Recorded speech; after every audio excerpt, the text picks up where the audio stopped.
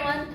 I'm here today to chat about the top 5 questions that you'll want answered after finishing watching the Chinese drama The Untamed.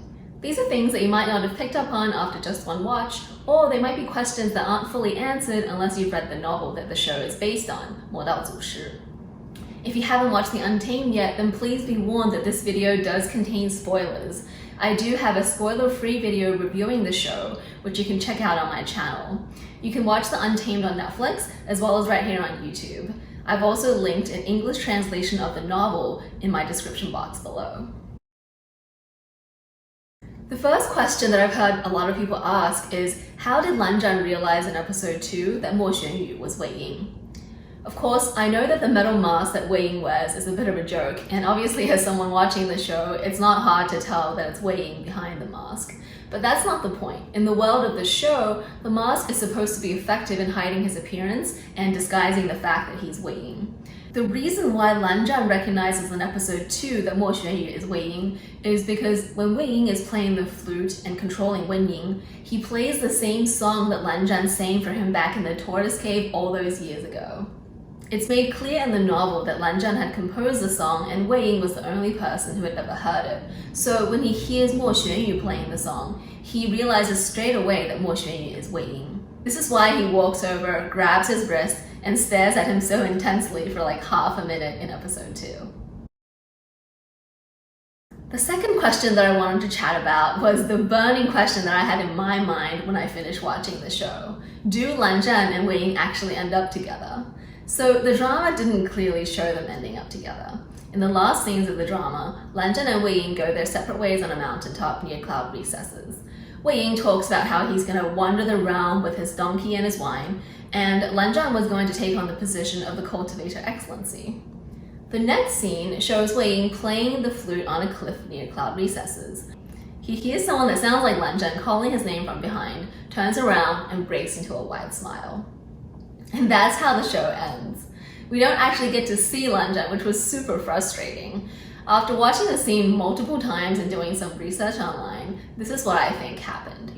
If you compare the scene where they part ways on the mountaintop with the scene when Weiying is playing the flute on the cliff, you'll realize that Weiying is actually wearing different outfits.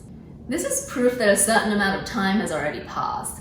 Weiying is done with his wanderings and he's come back to cloud recesses to be with Lanzhan. Another way the show hints at the fact that they will begin a romantic relationship at this point is the exchange that they had right before they part ways. Weiying said, "When we meet again, you better have thought of a name for the song." And Lanzhan says, "I thought of a name a long time ago." This is hinting that after they reunite, Lanzhan will tell Weiying the name of the song. Remember, the song is Wangxian, which is a combination of their names Lanwangji and Weiwuxian. Revealing the name is basically like a declaration of love. So I firmly believe that the two of them do get together at the end of the show. If you want to hear more about all of the ways that the show hints at a romantic relationship between the two of them, I have a whole other video discussing the topic.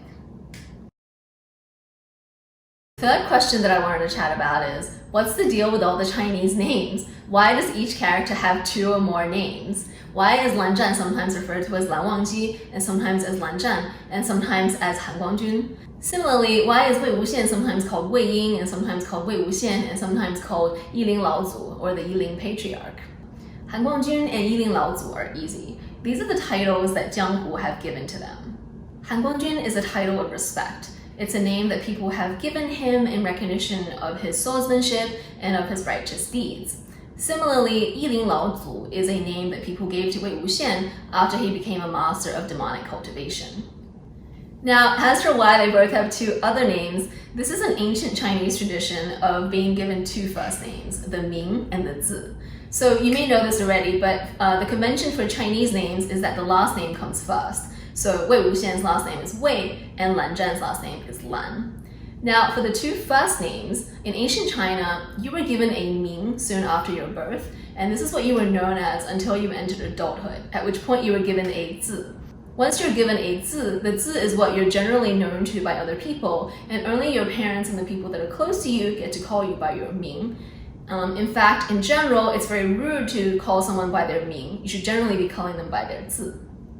So for Wei Wuxian, Ying is his Ming, and Wuxian is his Zi. Similarly for Lanzhan, Zhan is his Ming, and Wangji is his Zi.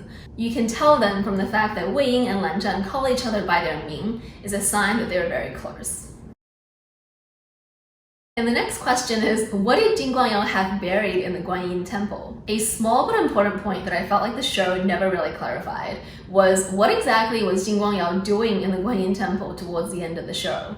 We know that he had something buried there, and we know that he discovered to his dismay that somebody else had come and removed it and replaced it with Nie Mingjue's body. So what exactly did he have buried there, and why was he in such a rush to dig it up? The novel tells us that it's actually his mother's remains. The entire temple was built as a shrine to his mother. In the novel, Wei Wuxian observed that the Buddha statue in the temple looked a lot like Jin Guangyao, and therefore looked a lot like his mother. Also, the temple was built at the site of the brothel where his mother spent her days being abused and ridiculed by her patrons. At this point, Jin Guangyao had realized that his past was catching up to him, and he wanted to dig out her remains and take them with him when he fled the country.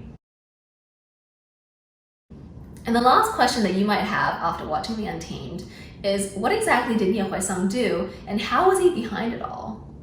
When I rewatched The Untamed, I realized that Nie Huaisang actually showed up in the very first episode, right before Wei Ying's resurrection. There's a shot of a person holding a fan sitting behind a screen, listening to an old master talk about the resurrection of Yiling Laozu. By the end of the show, it's clear that Nie Huaisang was the one pulling the strings behind the plot to bring down Jin Guangyao. But the show doesn't go into detail about everything that he did, so you kind of have to put the pieces together yourself. I think it has to be the case that after his older brother Nie Mingjue died, Nie Huaisang started suspecting foul play and eventually discovered Jin Guangyao's involvement. Because Nie Huaisang knew that he wasn't powerful enough to take on Jin Guangyao by himself, he crafts a plan that begins with convincing Mo Xuanyu to sacrifice himself so that Wei Wuxian can be resurrected.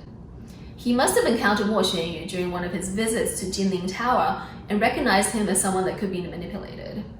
He tracks down his brother's arm and left it at Mo Jiazhuang, where he knew that it would be discovered by the newly resurrected Wei Wuxian and Lanzhan.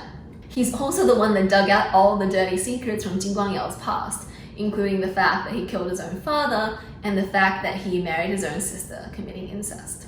So Nie Huaisang did a ton of stuff behind the scenes. Another really interesting tidbit from the book is that it's hinted very heavily that he would become the next Shendu, the cultivator excellency, basically the head of the cultivator world. So there you go. Hopefully this answers some of your questions about The Untamed. If you like my content, please consider subscribing. I make videos about Chinese dramas and I upload new content on Sundays. Cheers guys, I'll see you all next time.